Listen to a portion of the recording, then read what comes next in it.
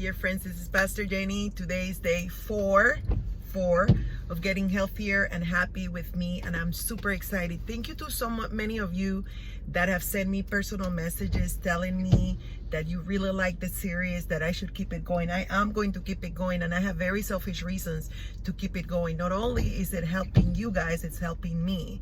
I don't know if you know this, but I am a talent and organizational developer, and I do a lot of training, adult training, and people remember 10 to 20% of what they hear.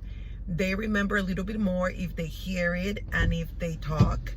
They retain a lot more if they hear it, talk, do exercises and application, but they retain up to 95% if they teach it. So if you know something and you start sharing it and teaching it, then the chances are you're going to learn it much better yourself. So when I do this series, in reality, I'm teaching you, but I'm also teaching myself.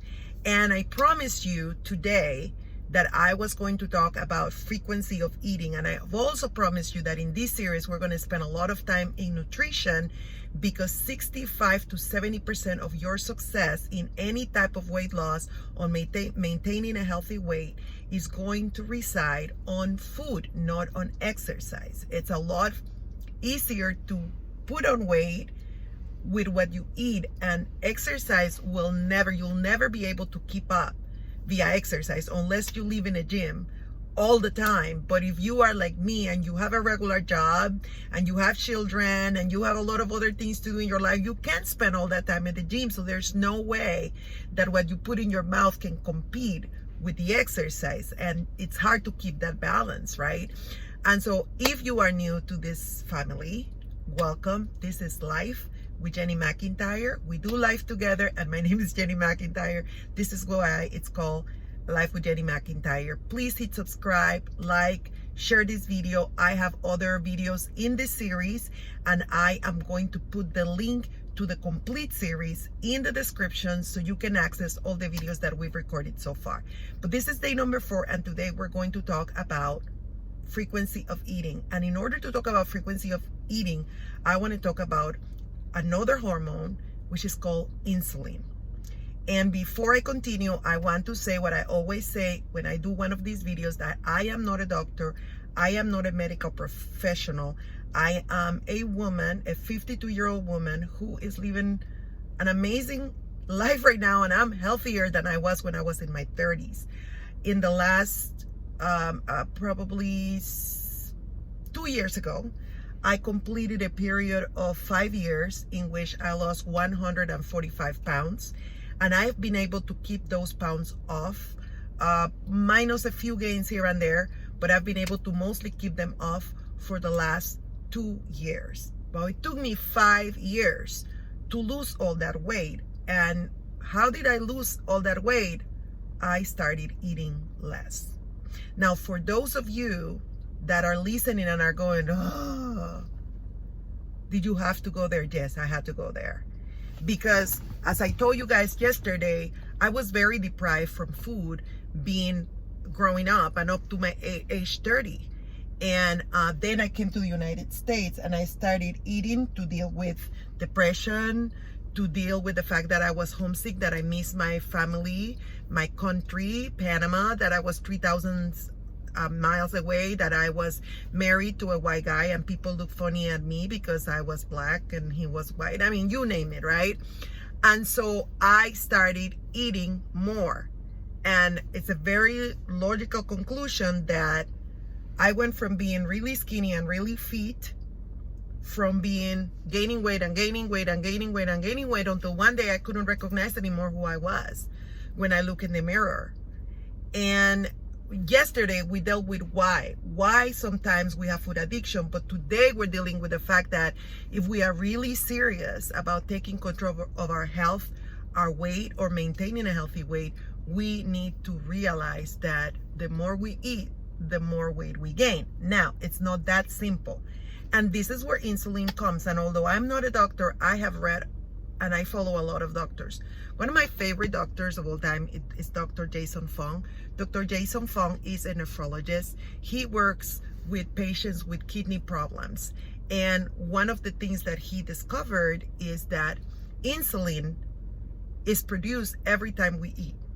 And what we tell our bodies every time we eat, and that insulin hormone is produced, we are telling our body, store fat. Store fat so that when you are not eating, you have a way to stay alive. I'm going to repeat that. When we eat, we are telling our body, store fat, so that when you are not eating, and when are we not eating? Normally, right? When we're sleeping, you can stay alive, because while you are not eating, then you will have a reserve of fat that you can tap into, right? So what happens is, the more frequently we eat, the more insulin we produce, and the more we're telling our body, store fat, store fat, store fat, store fat. So if we eat constantly, then we're telling our body, accumulate fat, accumulate fat, accumulate fat, accumulate fat. And it doesn't matter how much you're exercising, it doesn't matter anything. I mean, like, you are going to continue storing fat, because that is what you're asking your body to do. That is what breakfast is, breaking the fast. Because you fasted all night long. During that period, your body took fat that was stored. But, you know, way back when people didn't have electricity, they finished eating really soon. They went to bed really early, and they spent a lot of time without eating in that nightly fast. But as electricity came and our lives got busier and we go to bed later and later and later, then we eat later and later and later, and there's less time for us to fast. So the more you eat, the more insulin you produce. The more insulin you produce, the more your body is hearing, store fat. This relationship between what we eat, when we eat, producing insulin, and telling our body store fat is a natural God-given mechanism for us to live healthy lives. But as everything that we've been given, we tend to take it and we tend to distort it.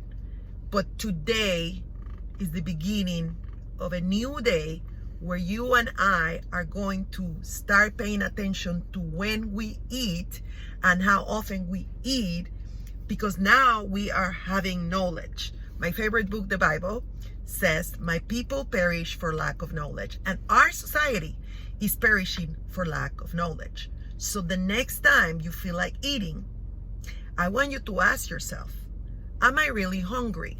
Because if I do eat, I am telling my body to store fat.